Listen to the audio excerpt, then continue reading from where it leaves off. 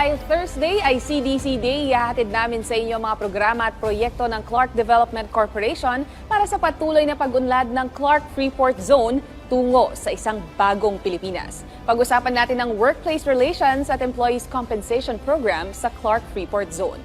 Narito, panoorin po natin. Sa pagpapatuloy ng programa ng Clark Development Corporation upang palakasin ang workplace relations at stability sa loob ng Clark Freeport, matagumpay na naisagawa ng CDC kasama ang National Conciliation and Mediation Board o NCMB Region 3 ang isang labor seminar na may temang Fostering Workplace Stability, Exploring Employees' Compensation Program, and Alternative Dispute Resolution Strategies. Dumalo rito ang mahigit 109 na kinatawan mula sa 69 na kumpanya sa loob ng Clark. Layunin ng seminar na ito na magbigay ng komprehensibong kaalaman tungkol sa Employees Compensation Program at i-update ang mga employers sa pinaka-epektibong mga pamamaraan ng Alternative Dispute Resolution. Kabilang sa mga natalakay sa seminar ang Labor Management Cooperation, work-related accidents or injuries, grievance machinery at conciliation mediation services. Bilang kinatawan ni CDC President and CEO Attorney Agnes VST de Vanadera, ipinabatid ni CDC Vice President for Administration and Finance Jose Miguel de la Rosa ang kahalagahan ng ganitong mga aktibidad upang mapanatili ang industrial peace at matiyak ang kapakanan hindi lamang ng mga mamumuhunan kundi pati na rin ng mga empleyado sa Freeport. Sa Clark Development Corporation, importante ang labor management relationship. Ang totoo niyan, nakikita natin o dumarami ang mga locators natin. Sa bilang natin, sa huling bilang, over 1,000. At 100,000 mahigit na ang mga empleyado. So, kapakanan ng empleyado, kapakanan ng management, laging importante.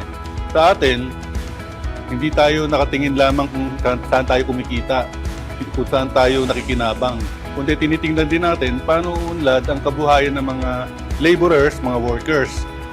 Sa totoo lang, mas importante nga ang laborers, workers, kesa doon sa mga nagkakapital. Sa atin, binabalanse natin to, pinapakita natin lahat ng inputs ng CDC ngayon tungo sa kaunlaran ng mga manggagawa.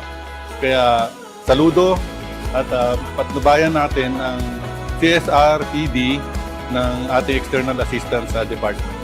Samantala, ayon kay Assistant Vice President for External Affairs Romel Narciso, layunin ng nasabing aktibidad na mas mapatatag ang ugnayan ng mga manggagawa at employer sa pamamagitan ng pagbabahagi ng kaalaman at paggamit ng epektibong komunikasyon para sa mas mabilis na paglutas ng mga dispute. Ang pinaka-purpose natin dito is to foster industrial peace, no? Ang alam naman natin na ang NCMB ang pangunahing ahensya ng gobyerno na in charge sa tinatawag na Alternative Dispute Resolution. O ito yung pagsesettle ng mga problema or concerns ng manggagawa at ng management nang hindi na pumupunta sa korte at hindi umaabot sa matagalang demandahan, litigasyon. Ayon naman kay NCMB Region 3 Regional Director Othello Tongyo Jr., mahalaga ang ganitong mga aktibidad upang maibahagi ang tamang impormasyon ukol sa conciliation, mediation at iba pang mga pamamaraan sa paglutas ng labor disputes. Sa pamamagitan ng pagbibigay ng tamang kaalaman sa mga manggagawa at employers, mas mapapadali ang kooperasyon at pagtugon sa mga pangangailangan. So ito intended po siya sa mga locators ng CDC.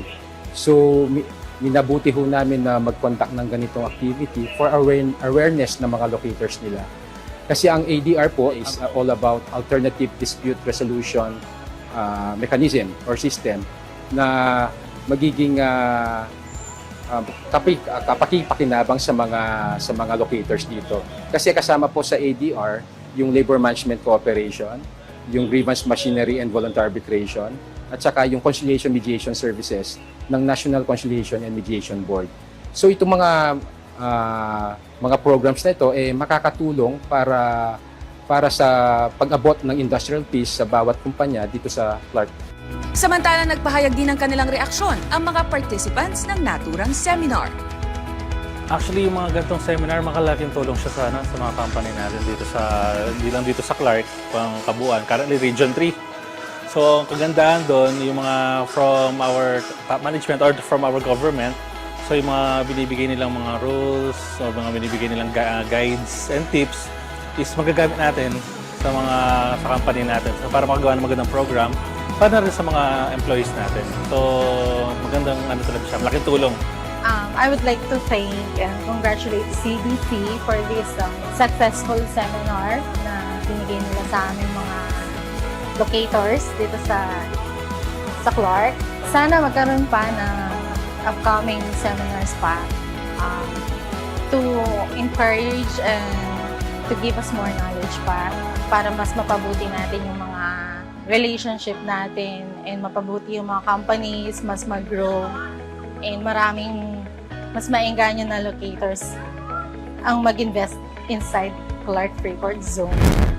Samantala, bilang bahagi naman ng patuloy na pagsusumikap ng CDC na palakasin ang workforce ng Clark, inilunsad rin kamakailan ang Training Induction Program para sa Shielded Metal Arc Welding NC1 sa CDC Skills Training Center. Sa pakikipagtulungan ng Clark Development Corporation at Technical Education and Skills Development Authority Provincial Training Center ng Guagua, matagumpay na inilunsad ang nasabing programa noong October 21. Layunin ng programang ito na palakasin ang kasanayan ng mga manggagawang teknikal sa Metro Clark area. Ayon kay Vice President for Security Services Group, retired Police Major General Lina Castillo Sarmiento, na kumatawan kay CDC President at CEO Attorney Agnes V.S.T. de Manadera, layo ng CDC na makapaghatid ng mga kwalipikadong manggagawa para sa mga locators ng Clark, kasabay ng pagtulong sa mga inisyatibang panglipunan. Dahil sa patuloy na paglago ng mga proyekto at konstruksyon sa Clark, binigyang diin ni Sarmiento ang lumalaking pangangailangan sa mga trabahong may espesyal na kasanayan. Hinikayat din niya ang mga trainees na gamitin ang oportunidad na ito upang higit pang mapalawak ang kanilang kaalaman at kasanayan. Samantala, nagpahayag ng pasasalamat si TESDA Provincial Director Attorney Eric Ueda sa CDC sa pagsuporta sa naturang programa. Ang training ay bahagi ng Specialized Training and Employment Program for Underprivileged Persons na nilagdaan noong September 18 sa pagitan ng CDC at TESDA PTC Guagua. Bukod sa Shielded Metal Arc Welding, NC1 at NC2, ang kasunduan ay naglalayon ding magbigay ng pagsasanay sa industrial sewing machine operations. Ang Clark ay hindi lang sentro ng negosyo at turismo, kundi puntahan rin ito ng mga mahihilig sa sasakyan at motorsiklo.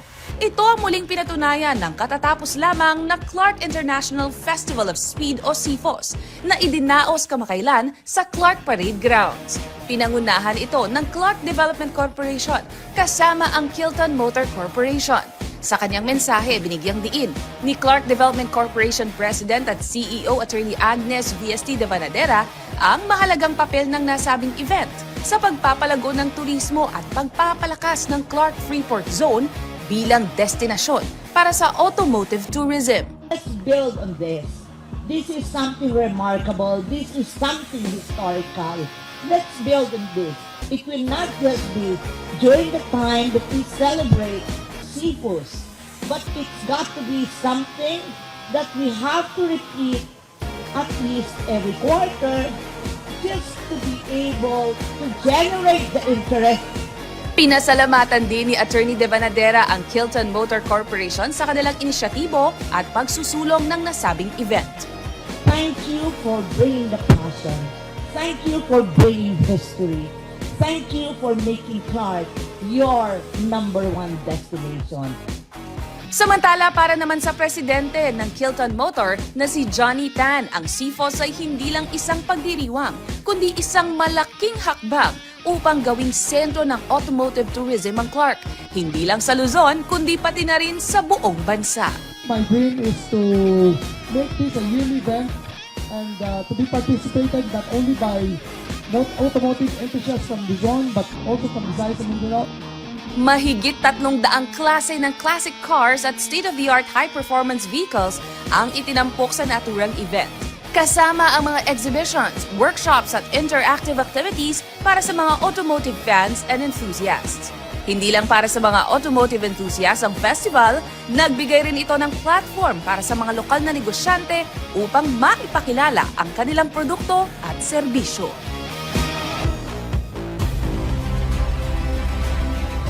Abangan ang iba pang mga update at mga ipinagmamalaki ng Clark sa susunod na edisyon ng CDC sa Bagong Pilipinas.